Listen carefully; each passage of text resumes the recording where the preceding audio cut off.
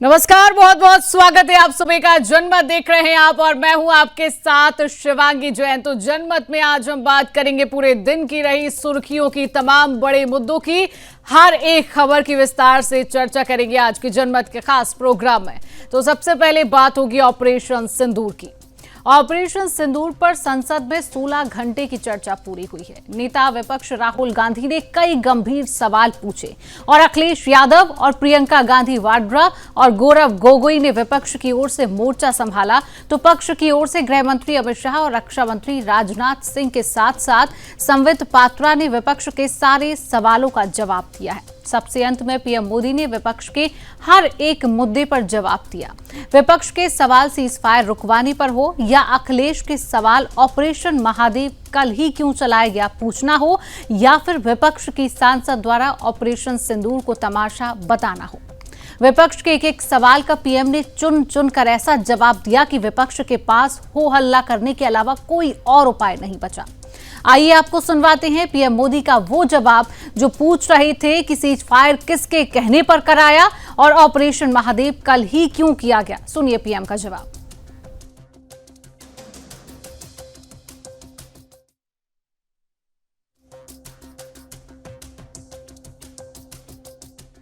हमारे बड़े वरिष्ठ नेता हैं, लेकिन जिस तरीके से इन्होंने माननीय प्रधानमंत्री जी पर टिप्पणी की है, मैं इनकी तकलीफ समझ सकता हूं।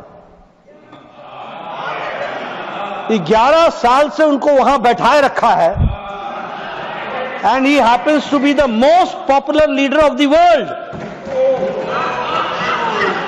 Our prime minister is the most popular leader of the world, दुनिया के। अध्यक्ष जी, दुनिया के किसी भी नेता ने भारत के ऑपरेशन रोकने के लिए नहीं कहा।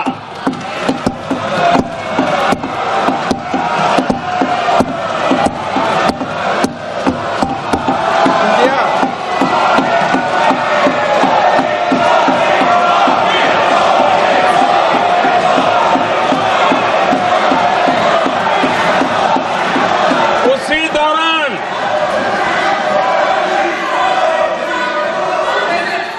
9 तारीख को रात को अमेरिका के उपराष्ट्रपति जी ने मुझसे बात करने का प्रयास किया।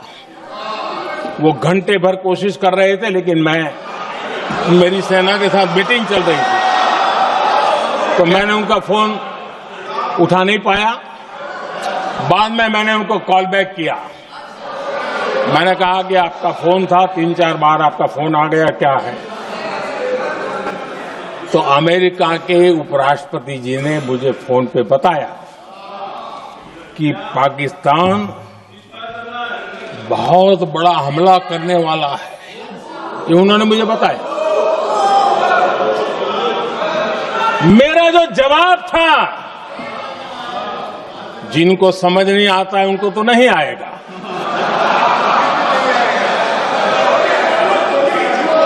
मेरा जवाब था अगर पाकिस्तान का ये इरादा है तो उसे बहुत महंगा पड़ेगा। ये मैंने अमेरिका के उपराष्ट्रपति को कहा।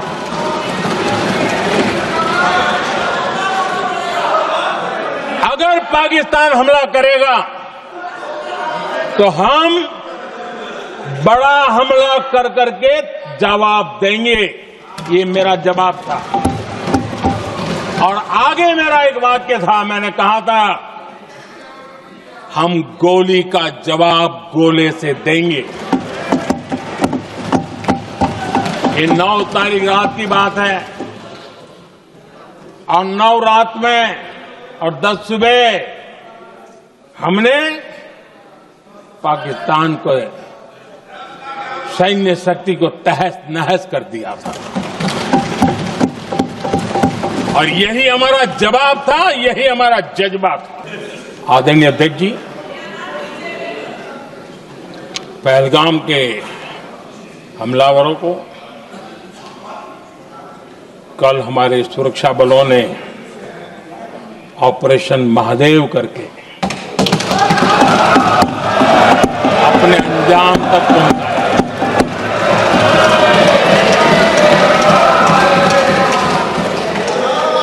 लेकिन मैं हैरान हूं कि यहां ठहाके लगा के पूछा गया कि आखिर कल ही क्यों हुआ।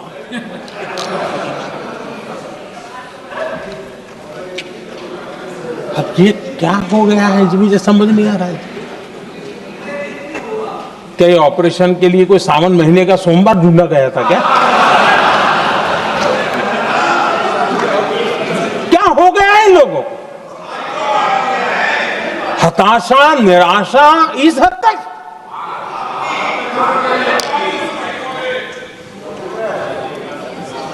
और देखिए मजा, पिछले कई सप्ताह से हाँ ऑपरेशन सिंदूर हो गया तो ठीक है, पहलगाम के आतंकियों का क्या हुआ, पहलगाम के आतंकियों का अब हुआ तो कल क्यों हुआ?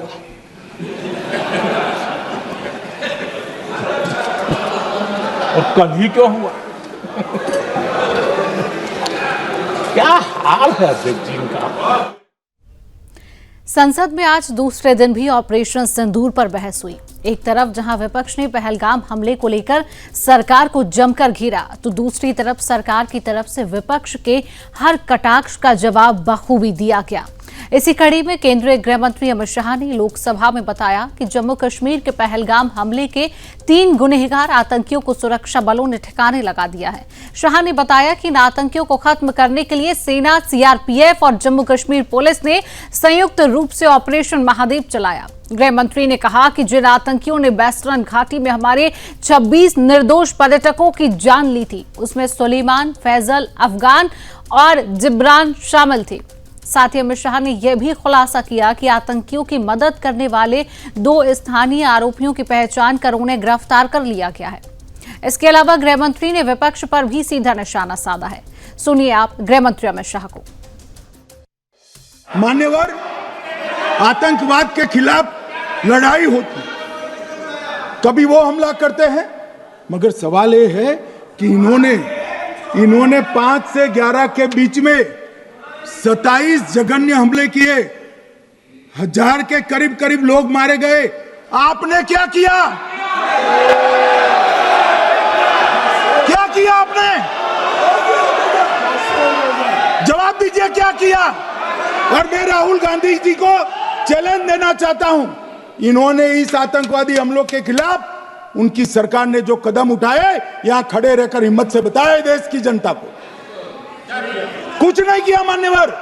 ये यहां से आतंकवादियों की फोटो पाकिस्तान भेजते रहे, डोजियर भेजते। ये आतंकी के ठिकानों पर हमला हुआ, इसमें मारा कौन गया?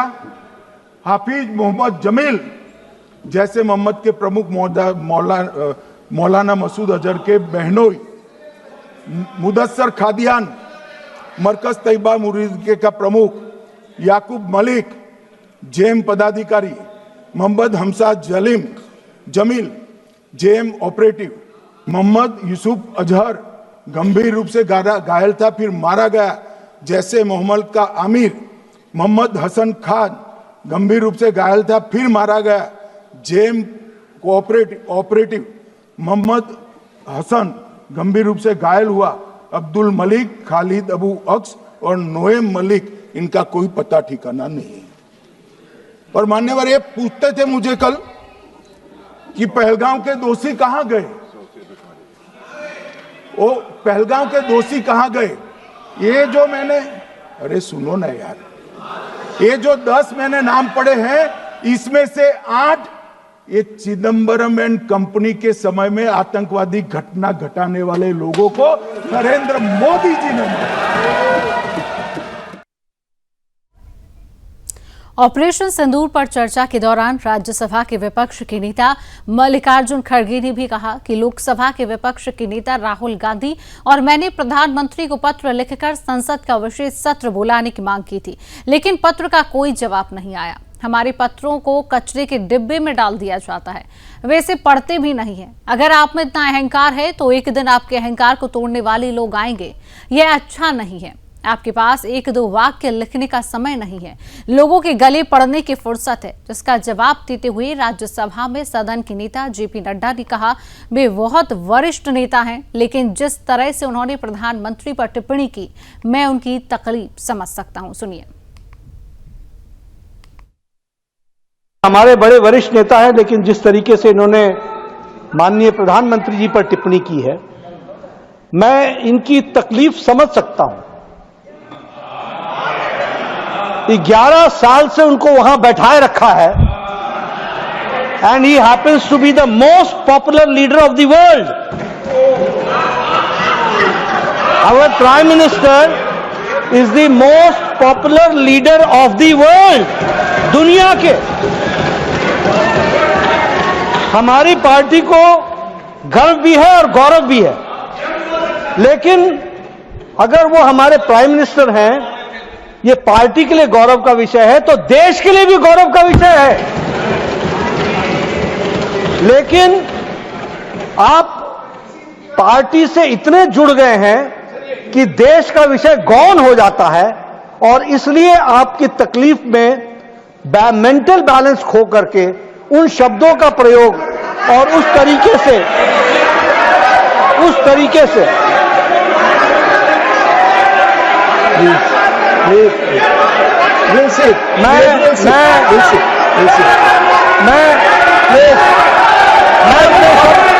अपने शब्द वापस लेता हूं। वापस लिया sir. I take back my words. Yes, take it back. Yes, sir. I take back my words. He has taken back his words. I have. He has taken back his words. I have taken back my words. अब सुनिए, मानसिक असंतुलन नहीं, भावावेश में on record भावावेश कर दीजिए।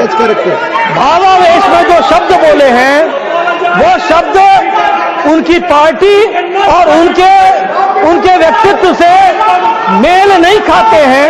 उनको निश्चित रूप से एक्सपंज करने की कृपा करें। मैंने और लोकसभा में नेता प्रतिपक्ष राहुल गांधी जी ने प्रधानमंत्री को पत्र लिखकर विशेष सत्र बुलाने का मांग किया, लेकिन हमने इस पत्र का कोई जवाब आया ना, कोई हमको मालूमात हुआ, कोई टेलीफोन भी नहीं किया कि ये नहीं हो सकता, आगे देखेंगे, कुछ नहीं।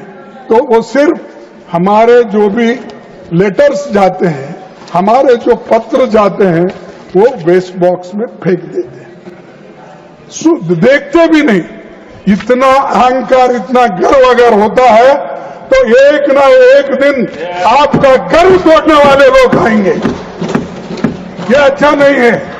आपको लिखने के एक सेंटेंस, 2 सेंटेंस लिखने की फुर्सत नहीं है, लोगों के गले पड़ने की फुर्सत है। लोकसभा में कांग्रेस सांसद प्रियंका गांधी वाड्रा ने कहा कि कल रक्षा मंत्री 1 घंटे तक बोली। इस दौरान उन्होंने ऑपरेशन सिंदूर, आतंकवाद, देश की रक्षा की बात कर ली और इतिहास का पाठ भी पढ़ा दिया, लेकिन एक बात छूट गई, यह हमला कैसे हुआ। सुनिए प्रियंका गांधी को। आदरणीय अध्यक्ष महोदय, मैं आपको धन्यवाद देना चाहती हूं कि इस महत्वपूर्ण मुद्दे पर आपने मुझे बोलने का मौका दिया। यह अलग बात है कि सत्ता पक्ष के लोग सब मेरे बोलने से पहले ही भाग गए। आइए, आपको देख के मैं खुश थी कि आप वापस आ गए। सबसे पहले मैं उन सैनिकों, उन जवानों, उन अफसरों को नमन करना चाहती हूं जो हमारे देश के रेगिस्तानों में, हमारे देश के घने जंगलों में, बर्फीले पहाड़ियों पे हमारी देश की रक्षा करते हैं, जो हर पल देश के लिए अपनी जान देने के लिए तैयार रहते हैं। 1948 से लेकर अब तक, जब से पाकिस्तानी रेडर्स ने कश्मीर पे हमला किया, तब से लेकर अब तक हमारी देश की अखंडता की रक्षा करने में उनका बड़ा योगदान है। हमारी आजादी अहिंसा के आंदोलन से हासिल हुई, लेकिन जैसे मैंने कहा, उसको कायम रखने के लिए हमारी सेना का बहुत बड़ा योगदान है। अध्यक्ष महोदय, कल मैं सदन में बैठी हुई सबके भाषण सुन रही थी। आदरणीय रक्षा मंत्री महोदय ने बोला, सत्ता पक्ष के कई मंत्रियों ने बोला। 1 घंटे का रक्षा मंत्री जी का लंबा भाषण था। सुनते सुनते एक बात मुझे बहुत खटक रही थी। उसके बाद जब दूसरे भाषण भी सुने आपके सत्ता पक्ष के, तब भी ये बात बार बार मेरे मन में आ रही थी कि सारी बातें कर ली, ऑपरेशन सिंदूर की बात कर ली, आतंकवाद की बात कर ली, देश की रक्षा की बात कर ली, इतिहास का पाठ भी पढ़ा दिया, लेकिन एक बात छूट गई। उस दिन 22 अप्रैल 2025 को जब 26 देशवासियों को अपने परिवार के सदस्यों के सामने खुलेआम मारा गया, तो ये हमला कैसे हुआ, क्यों हुआ?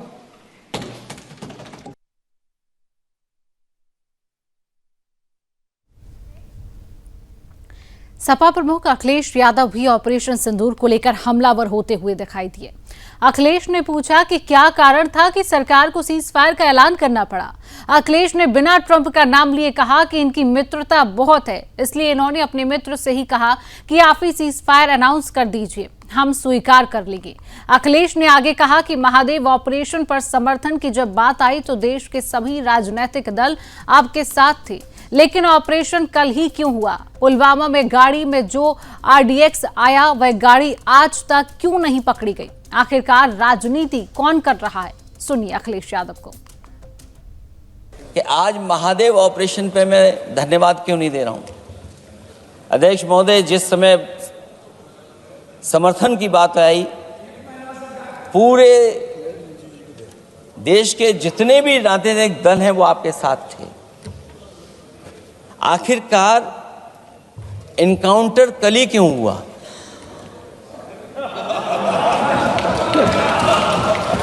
और अध्यक्ष महोदय, फिर वही बात मैं दोहराऊं जिसकी वजह से पहलगांव हुआ, जिसकी वजह से पुलवामा हुआ। अगर ये इतना ही टेक्नोलॉजी और इन सब चीजों को समझते हैं और जानते हैं, इतना ही टेक्नोलॉजी और इन चीजों को सब समझते हैं, तो आखिरकार अध्यक्ष महोदय, पुलवामा में जो गाड़ी में RDX आया, वो गाड़ी आज तक क्यों नहीं पकड़ी गई? और शायद भारतीय जनता पार्टी के लोग ये जानते होंगे कि बहुत सारे विभाग सरकार के होते हैं, सैटेलाइट इमेजेस देते हैं। अगर आज भी भारतीय जनता पार्टी चाहे तो पुलवामा में जो गाड़ी आई है, सैटेलाइट इमेजेस से वो पता कर सकती है कि वो किस रास्ते से वो गाड़ी आई थी। आप हिम्मत क्यों नहीं जुटा पा रहे हैं उसके लिए? और फिर पहलगांव में किसी भी दल ने आपके साथ किसी तरह की राजनीतिक बातचीत नहीं की, लेकिन राजनीतिक लाभ आपने कांग्रेस पार्टी से भी उठाने की कोशिश की, हमारे से भी उठाने की कोशिश की। अगर डेलीगेशन भेजना ही था आपको तो पॉलिटिकल पार्टीज तय करती हैं, आप नहीं तय कर सकते। ये राजनीति कौन कर रहा है? और फिर अध्यक्ष महोदय, राजनीति करने वाले वो लोग जो अपने चुनावी भाषण में कह रहे थे कि POK हम 6 महीने में ले लेंगे, हम अक्साई चिन्ह ले लेंगे। इसीलिए मैंने सवाल पूछा अध्यक्ष महोदय सरकार से कि जिस समय सरकार में भारतीय जनता पार्टी आई, उस समय भारत का क्षेत्रफल क्या था और भारत का क्षेत्रफल आज क्या है? क्या 5 फिंगर्स, पेंगोंग लेक, गलवान घाटी, रजांगला, उसका जवाब किसके पास है? सरकार के पास है क्या कि नहीं है? सेना ने अपना ऑपरेशन शुरू किया तो पाकिस्तान के जितने भी टेररिस्ट कैंप थे उन पर अटैक किया गया। न केवल पाकिस्तानी कैंपों को नष्ट किया गया, बल्कि पाकिस्तानी जो एयर बेस है उन तक पहुंच गए, उनको भी नष्ट किया, ध्वस्त किया। और जब हमारी फौज पाकिस्तान को हमेशा हमेशा के लिए एक पाठ पढ़ा सकती थी, एक ऐसा संदेश जाता कि भविष्य में पाकिस्तान कभी ये हिम्मत नहीं जुटा पाता। और ऐसा भी लगा हम लोगों को, क्योंकि अध्यक्ष महोदय, जब हम बड़े बड़े राष्ट्रीय चैनलों को देखते हैं तो उन चैनलों से ये लग रहा था कि कराची हमारा हो गया है, लाहौर हमारा हो गया है। किसी चैनल ने किसी को ये भी बताया कि हमने उनको पकड़ भी लिया है। जो कमेंट्री, जो विजुअल्स थे, वो ऐसा लग रहा था कि अध्यक्ष महोदय अब पीओके हमारा हो जाएगा। हालांकि सरकार के इंजनों को मैं टकराता हुआ देखता हूं, हो सकता है ये मेरा भ्रम हो, लेकिन पीओके के मामले में सभी इंजन हमें एक दिखाई देते हैं। और जहां पीओके पे पहुंचने तक की बात थी, कुछ लोग तो पीओके पर ये कह रहे थे कि हमारा कब्जा हो जाएगा, 6 महीने का केवल हमें मौका मिल जाए।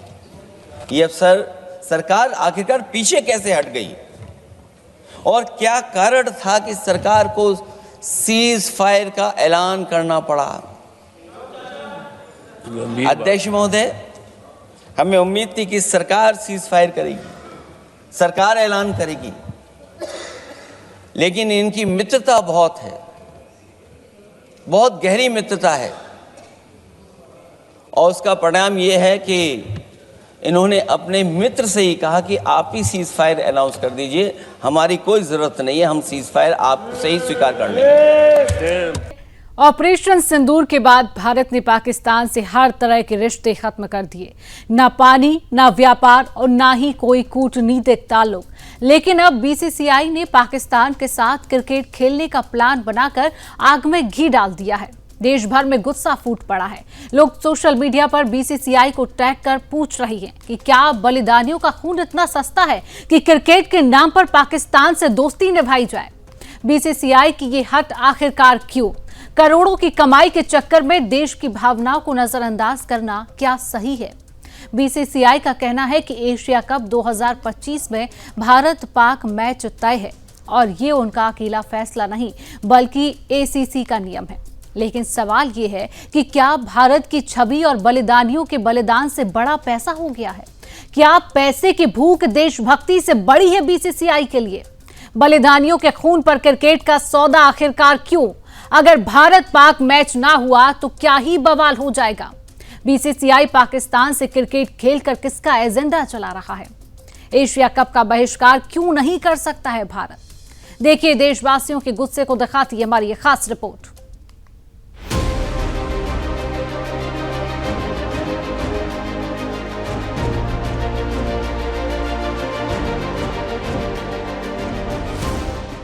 ऑपरेशन सिंदूर के बाद भारत ने पाकिस्तान से हर तरह के रिश्ते तोड़ डाले, न पानी, न व्यापार, न ही कूटनीतिक संबंध। लेकिन इसी बीच बीसीसीआई ने पाकिस्तान के साथ क्रिकेट खेलने का ऐलान कर दिया। जैसे ही यह खबर आई, देश भर में गुस्सा फूट पड़ा। सोशल मीडिया पर बीसीसीआई को लताड़ लगाई जा रही है। लोग सवाल कर रहे हैं, क्या देश के 26 निर्दोष पर्यटकों का खून इतना सस्ता है कि क्रिकेट के नाम पर पाकिस्तान से दोस्ती निभाई जाए? लोग बीसीसीआई पर खून से सने पैसे के लिए देश का अपमान करने का आरोप लगा रही हैं। देश में हर गली मोहल्ले से आवाज उठ रही है, भारत पाकिस्तान मैच किसी भी हालत में नहीं होना चाहिए। सोशल मीडिया पर ट्रेंड चलाए जा रही है। बीसीसीआई को खुलेआम गद्दार कहकर निशाना बनाया जा रहा है। क्यों पाकिस्तान से क्रिकेट खेलें जब वही पाकिस्तान हमारे वीर जवानों का खून बहाता है। यहाँ तक कि बीसीसीआई पर पैसे की लालच में राष्ट्रीय भावना को बेचने का भी आरोप लग रहा है। अब सवाल उठ रहा है कि आखिर सरकार इस मामले में हस्तक्षेप क्यों नहीं कर रही है। दरअसल खेल मंत्रालय ने साफ कहा है कि बीसीसीआई वर्तमान में खेल मंत्रालय के दायरे में नहीं आता। राष्ट्रीय खेल शासन विधेयक संसद में तो पेश हो चुका है, लेकिन अभी पारित नहीं हुआ है। जब तक यह कानून नहीं बनता तब तक खेल मंत्रालय सीधा दखल नहीं दे सकता। इस बीच पूर्व कप्तान सौरभ गांगुली ने भी बयान दिया कि खेल जारी रहना चाहिए, लेकिन सवाल है कि क्या आतंक के जख्मों पर क्रिकेट की पिच सजाना सही है। बीसीसीआई इस पूरे विवाद में ओलंपिक चार्टर का हवाला दे रहा है।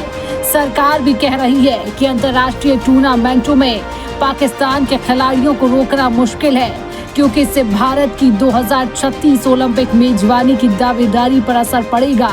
यानी क्रिकेट की आड़ में पाकिस्तान को खेल मंच देने का रास्ता खुद बीसीसीआई ने खोला है। क्रिकेट अब ओलंपिक मूवमेंट का हिस्सा है और 2028 में T20 क्रिकेट का ओलंपिक में डेब्यू होगा। 8 देशों के एशिया कप 2025 का संचालन एशियन क्रिकेट काउंसिल कर रही है, जिसका मुखिया भी पाकिस्तान क्रिकेट बोर्ड के मोहसिन नकवी है। 14 सितंबर को भारत पाकिस्तान का मैच तय है। प्रसारकों के करोड़ों रुपए दांव पर लगे हैं। अगर भारत पाकिस्तान मैच रद्द हुआ तो चैनलों और एसीसी को भारी आर्थिक नुकसान होगा। यानी पैसे का खेल देशभक्ति से ऊपर रखा जा रहा है। भारत और पाकिस्तान ने 2008 के मुंबई हमले के बाद द्विपक्षीय सीरीज नहीं खेली है, लेकिन बहुराष्ट्रीय टूर्नामेंटों में बीसीसीआई मजबूरी का नाम लेकर पाकिस्तान को मौका देता रहा है। अब संसद से लेकर सोशल मीडिया तक विरोध हो रहा है। लोग पूछ रहे हैं, क्या बीसीसीआई का लालच देश के सम्मान से बड़ा है? क्या बलिदानियों के लहू से कमाए पैसे से क्रिकेट खेलना ही देशभक्ति है? अभी तक इस पूरे विवाद पर बीसीसीआई की कोई प्रतिक्रिया सामने नहीं आई है। अब देखने वाली बात होगी कि बीसीसीआई क्या निर्णय लेती है। Bureau report, Sudarshan news.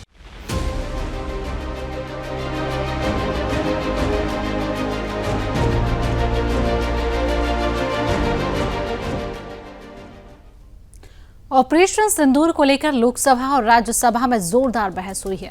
इसी मुद्दे पर सुदर्शन न्यूज का दिल्ली ब्यूरो चीफ सौरभ तिवारी ने पूर्व केंद्रीय मंत्री साध्वी निरंजन ज्योति से खास बातचीत की है। उन्होंने कहा कि विपक्ष अब यह सवाल उठा रहा है कि आतंकियों को पहले क्यों नहीं मारा गया और अब मारे गए हैं तो इस पर भी सवाल किया जा रहा है। आखिर विपक्ष चाहता क्या है, सुनिए आप। हमारे साथ बात करने के लिए मौजूद हैं भारतीय जनता पार्टी की वरिष्ठ नेता साध्वी निरंजन ज्योति जी। दीदी, जिस तरह से ऑपरेशन सिंदूर को लेकर चर्चा हो रही है और अजय देश के गृह मंत्री अमित शाह ने कहा कि आतंकवादी मारे गए हैं, विपक्ष को खुश होना चाहिए, लेकिन विपक्ष जिस तरह से हाय तौबा कर रहा है, इस पर क्या कहेंगे?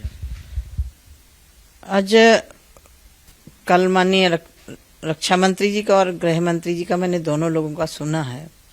मुझे लग रहा है कि इससे ज्यादा स्पष्ट और पाकिस्तान को सीधे संदेशा भी दिया गया। हमारे देश के नेताओं को, विपक्ष के नेताओं को बहुत सारे मुद्दे हैं जिसमें सरकार को घेरा जा सकता है। अन्य मुद्दों में घेरने के लिए कोई मना नहीं, विपक्ष होता ही इसीलिए है। लेकिन जहां देश की सुरक्षा और देश की आन बान की बात हो, सेना की बात हो, वहां सबको एकजुट होना चाहिए। ये पार्लियामेंट अकेले यहाँ नहीं देखी जा रही, पाकिस्तान भी देख रहा होगा कि भारत की पार्लियामेंट में क्या हो रहा है। ये दर्शाता है विपक्ष का कि कल ही आतंकवादी मारे गए पहलगांव के, जिन्होंने एक बहुत विभत्स घटना की थी, उसकी निंदा पूरे विश्व ने की है। आतंकवादियों को जिस तरह से घर में घुस करके भारत सरकार ने और भारत की सेना ने मारा और आम जनता का नुकसान नहीं हुआ, सबसे बड़ी बात यह है। क्योंकि हम लोग पड़ोसी को पड़ोसी की तरह देखना चाहते हैं, बशर्ते पड़ोसी अच्छा पड़ोसी हो ना जी। लेकिन जिस तरह से विपक्ष ने मुद्दा मुद्दे से हट करके बात की है, ये अच्छा नहीं है, एक अच्छी परिपाटी नहीं है। मेरा तो मानना ये है कि घर में हमारी लड़ाई है, घर में बातचीत होती है, घर में आपस में सब कुछ होता है, लेकिन जब बाहर का कोई व्यक्ति देश के ऊपर हमला करे उस समय सबको एकजुट होना चाहिए। एकजुट रहा, यद्यपि जब घटना हुई तो सारी पार्टियों ने एकजुट होकर के संदेशा दिया। इस पार्लियामेंट से भी एकजुटता का संदेशा जाना चाहिए था। आप उत्तर प्रदेश से हैं और उत्तर प्रदेश के एक नेता हैं अखिलेश यादव, वो सवाल उठा रहे हैं कि अभी जब चर्चा शुरू हो रही है तभी आतंकवादी क्यों मारे गए, इस पर क्या कहेंगे? अभी न मारे गए होते तो कहते मारे कहाँ गए, उनका सबूत दीजिए। ये तो बड़ी विडम्बना है। मैं सुन रही थी, एनेक्सी में थी, अखिलेश यादव को सुन रही थी, लेकिन इस तरह से अभी क्यों मारे गए, और न मारे जाते तो कहते अभी आज पार्लियामेंट में चर्चा चल रही है ऑपरेशन सिंदूर पर, मारे क्यों नहीं गए। तो ये तो अच्छी बात नहीं है। आतंकवादी, अरे हमारी सेना का पौरुष तो देखिए कि उनको ढूंढ ढूंढ करके मारा। नहीं, पहले की सरकारों में तो पाकिस्तान आतंकवादी घटना करके पाकिस्तान भाग जाते थे, पाकिस्तान भाग भी नहीं पाए। सेना ने इतना शिकंजा कसा था कि भागने की गुंजाइश ही नहीं थी। तो ये तो कम से कम सेना को धन्यवाद देना चाहिए। एक आखिरी सवाल लेंगे, जिस तरह से बिहार में हाय तबाह मचाया है विपक्ष ने, संसद में भी हंगामा कर रहा है, लोकसभा राज्यसभा में भी हंगामा हो रहा है SIR के मुद्दे को लेकर, क्या चाहते हैं लोग कि बांग्लादेशी और रोहिंग्या को मतदान करने का अधिकार मिले? देखिए, बिहार में जिस तरह से सर्वेक्षण चल रहा है वोटर लिस्ट का, ये एक रूटीन में होता है। जब भी किसी प्रदेश में या देश में चुनाव होते हैं तो वोटर लिस्ट एक बार संशोधित होती है, कौन आदमी खत्म हुआ, कौन बढ़ा, क्योंकि 18 साल के बाद वो वोटर होता है, तो स्वाभाविक होता है वोटर लिस्ट में घटाना बढ़ाना होता है। लेकिन यदि कोई बांग्लादेशी बैठा हुआ है, रोहिंग्या बैठा है, तो उसका तो वोट कटना चाहिए ना। क्यों? हमारे देश के लोगों का अधिकार नहीं छीन रहा। सरकार बनाने के लालच में उनको वोटर लिस्ट में शामिल करवाना, राशन बनवा देना। दिल्ली में क्या हुआ था? दिल्ली में यही हुआ था, कैसे लोगों के राशन कार्ड भी बना दिए गए थे, वोटर लिस्ट भी बढ़ा दी गई थी। तो ऐसी छटनी होनी चाहिए। लेकिन एक तरह से हर चुनाव में वोटर लिस्ट में संशोधन होता है, बढ़ते भी हैं, घटते भी हैं। अब विपक्ष क्योंकि लगातार हारता चला जा रहा है, हमारी तिवारा सरकार बनी केंद्र में, हरियाणा हारे, दिल्ली हारे, महाराष्ट्र हारे, और कहीं भी नगरीय चुनाव वगैरह होते हैं वहां भी हार रहे हैं। तो विपक्ष को लग रहा है कि बिहार में कहीं हार ना जाओ, हारेंगे, निश्चित हारेंगे। सरकार बिहार में बनेगी, भारतीय जनता पार्टी इंडिया की सरकार बनेगी। धन्यवाद। तो साफ तौर से दीदी का कहना है कि सेना ने बहादुरी का काम किया है और आतंकवादियों को जिस तरह से मारा गया है उस पर दीदी ने तंज किया कि अभी मारे गए हैं तो पहले क्यों नहीं मारे गए। तमाम तरह के विपक्ष सवाल उठा रहा है जो पूरी तरह से गलत है। कैमरामैन चंदन के साथ सौरभ तिवारी, सुदर्शन न्यूज, दिल्ली। केंद्रीय मंत्री BL वर्मा ने संसद में जारी विपक्ष के हंगामे पर तीखी प्रतिक्रिया दी। हमारी संवाददाता मीनाक्षी श्रेयान से खास बातचीत की। उन्होंने कहा कि विपक्ष केवल जनता का समय और पैसा बर्बाद कर रहा है। उन्होंने कहा कि जनता की निगाहें संसद पर हैं और उनके लिए कुछ अच्छा निर्णय आएगा, लेकिन विपक्ष लगातार कार्यवाही रोक रहा है। पार्लियामेंट में लगातार हंगामा हो रहा है। इसी पर हमारे साथ बातचीत करने के लिए केंद्रीय मंत्री BL वर्मा जी हैं। सर, लगातार विपक्ष जो है हंगामा करता हुआ नजर आ रहा है, पार्लियामेंट का टाइम खराब कर रहा है। देखिए, सदन बहुत महत्वपूर्ण सदन होता है और पूरा देश की निगाहें सदन पर रहती हैं, लाइव सब देखते हैं और जनता जिनको चुन के भेजती है या जहां से भी राज्यसभा के सांसद हो या सांसद हो आते हैं, बाकी जनता भी अपेक्षा करती है कि हमारे क्षेत्र का कुछ उठाएंगे। लेकिन विपक्ष पूरी हठ धर्मता पर आकर के एक सप्ताह एक तरह से बेकार करने का काम किया है। और जब जल से चर्चा शुरू हुई है ऑपरेशन सिंदूर, तब विपक्ष चाहे जो बोलता है कोई नहीं, लेकिन जब सत्ता पक्ष के लोग उनका जवाब देने का काम करते हैं तो उस समय कुछ न कुछ टीका टिप्पणी सुसराव मचाने का काम करते हैं। लेकिन हमें बधाई देना चाहता हूं देश की सेना के लिए, जिन्होंने ऑपरेशन महादेव के माध्यम से जो ऐसे आतंकवादी जिन्होंने 22 अप्रैल की घटना को अंजाम दिया था, वो कल उनको मार गिराया है और आज आदरणीय गृह मंत्री अमित शाह जी ने सदन में जवाब दिया है, सदन को देश को बताने का काम किया है। तो आदरणीय गृह मंत्री जी ने जिस तरह से जवाब दिया है, तो विपक्ष जिस तरह से सन्नाटे में चला गया और उन्होंने देश की आजादी से लेकर अब तक कब कब कांग्रेस ने क्या क्या गलतियां की हैं और किस तरह से आतंकवादियों को का साथ देते थे, ये सब विस्तार से बताया है। तो मुझे लगता है कि आदरणीय गृह मंत्री माननीय अमित शाह जी की बातों को अगर सुनी होगी और ठीक से मानेंगे तो उनको देश के सामने आकर के अपनी गलतियों को माफी मांगना चाहिए। और आज माननीय प्रधानमंत्री मोदी के नेतृत्व में जिस तरह से सरकार पूरे देश के लिए चाहे विकास हो या आतंकवाद का खात्मा हो, जो काम कर रही है, ये मोदी सरकार है, करती रहेगी। एक सर, एसआईआर का मुद्दा बड़े ही जोरों पर है। विपक्ष जो है लगातार इस मुद्दे पर अडिग हो चुका है। वो कह रहा है कि चर्चा करें या फिर इसको एसआईआर को यहीं पे रोक दिया जाए। कोई भी चुनाव जब होता है तो कोई ये नया नहीं है। वोटर वेरिफिकेशन का काम हमेशा होता है कि कौन से वोटों को बढ़ना है, कौन से वोट फर्जी बने हैं उनको कटना है। लेकिन बाहर से इस प्रकार के वोट जो रोहिंग्या हो, बांग्लादेशी हो, आकर के गलत तरीके से वोट बनवाना चाहेंगे तो मुझे लगता है कि चुनाव आयोग अपना काम करेगा और ऐसे वोटर को वोटर लिस्ट में नाम न रहे, इसकी चिंता वोटर लिस्ट में आयोग करेगा। बहुत बहुत धन्यवाद सर। तो ये थे हमारे साथ केंद्रीय मंत्री BL वर्मा जी। कैमरा पर्सन चंदन के साथ मीनाक्षी श्रीयान, सुदर्शन न्यूज, दिल्ली। राष्ट्रीय स्वाभिमान भड़काने वाली घटनाएं छत्रपति संभाजी नगर के अजंता गांव में हुई हैं। दरअसल 4 दिन पहले एक हिंदू यूट्यूबर से छत्रपति संभाजी नगर का नाम जानने पर केले बेचने वाले सलमान खान ने मोबाइल छीनकर जान से मारने की धमकी दी। उस वीडियो के वायरल होने के बाद हिंदू संगठनों ने आज रैली निकालकर उसकी गिरफ्तारी की मांग की थी, लेकिन उसी दौरान गाँव के कुछ लोग सड़क पर उतर आए, रैली को रोककर अल्लाह अकबर के नारे लगाए, जिसने माहौल को तनावपूर्ण बना दिया है। ये कीड़ा अब जड़ तक आ चुका है। हिंदू समुदाय गुस्से में नजर आ रहा है। संगठन बहिष्कार की चेतावनी दे रही है। पुलिस कितनी देर तक इस स्थिति पर संभाल पाएगी? क्या सलमान खान जैसा कट्टर व्यक्ति कानून की दहलीज पर भी नरम होगा? क्या प्रशासन हिंदुओं की भावनाओं का सम्मान करेगा? हम राष्ट्र प्रेमियों से कहते हैं कि सावधान रहिए, अपना मत दीजिए। इस पूरे मामले का खुलासा हो, ना कि ढुलमुल अफवाहों में उलझाया जाए। हिंदुओं के गुस्से को दबाना नहीं, सुनना चाहिए। अगर आज नहीं रोका गया तो कल बड़े संकट का कारण बन सकता है। जनता अपनी आवाज बुलंद करे, रैली को ना रोके, लेकिन जवाबदेही जरूर लाई जाए।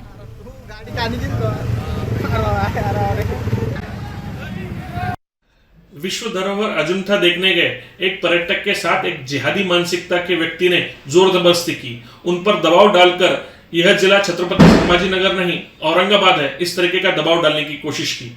इसके विरोध में आज प्रमुख हिंदू कार्यकर्ता स्वामी सर्वानंद जी के नेतृत्व में अजंता पुलिस स्टेशन में इसके खिलाफ तकरार दर्ज करने के लिए गए, लेकिन गैर कानूनी तरीके से उससे पहले ही काफी बड़ी संख्या में विधर्मी लोग जमा हुए। उन्होंने घोषणाएं दी और एक प्रकार से औरंगजेब का उदात्तीकरण करने की कोशिश की, औरंगजेब की विचारधारा को बड़ा करने की कोशिश की। छत्रपति संभाजी नगर ये हमारे लिए आस्था का विषय है, छत्रपति संभाजी नगर ये हमारे लिए गौरव का विषय है और इस औरंगजेब को इसी मिट्टी में हमारे पूर्वजों ने गाड़ा है।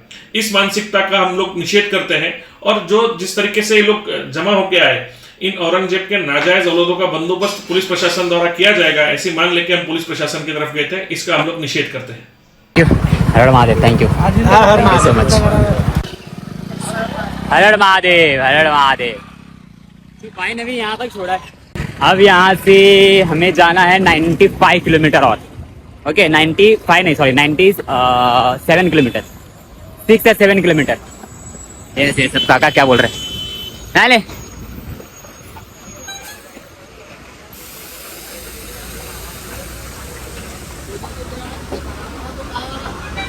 अरे नहीं जा रहे अभी। छत्रपति संभाजी नगर।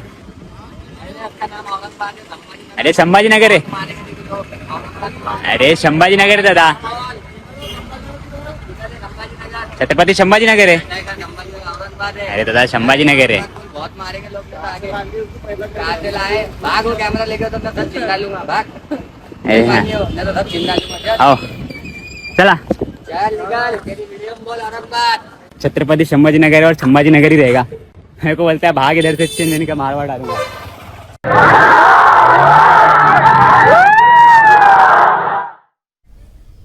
तो फिलहाल की आज के जनमत में इतना ही।